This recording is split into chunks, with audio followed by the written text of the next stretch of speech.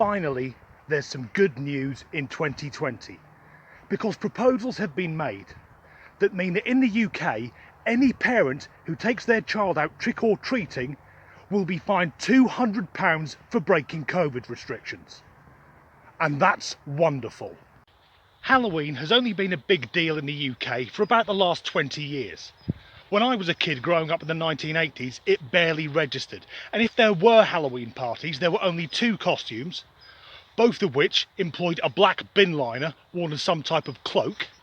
Boys would paint their face white and be vampires, and girls would wear a pointed hat and be witches. That was it.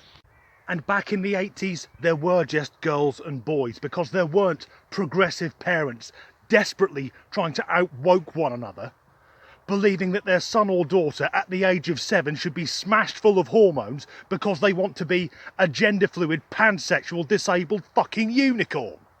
And the thing is, that worked fine.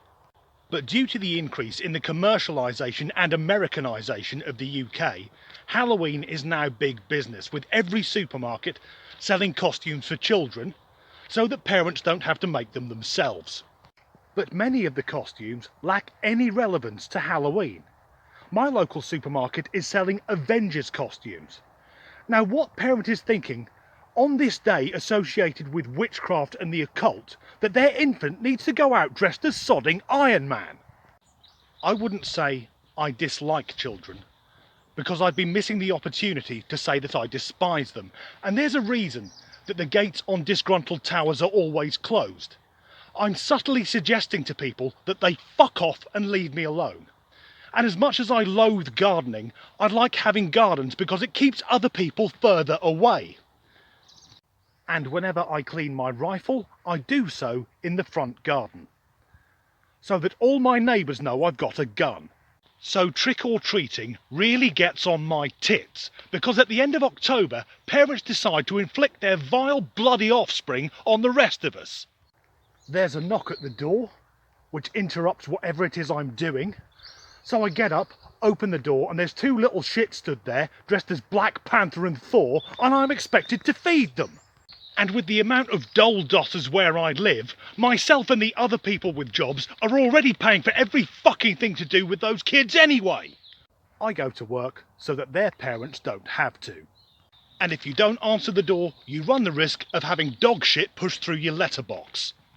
And on a serious note, I think it's a good thing that parents can be fined for potentially spreading coronavirus, because for many of us, we've played by the rules. For months, we've kept 2 metres apart, we've washed our hands, and we haven't been to any bloody protest marches. I was in town last weekend and used that much alcohol-based sanitizer, I thought my hands were going to be pissed.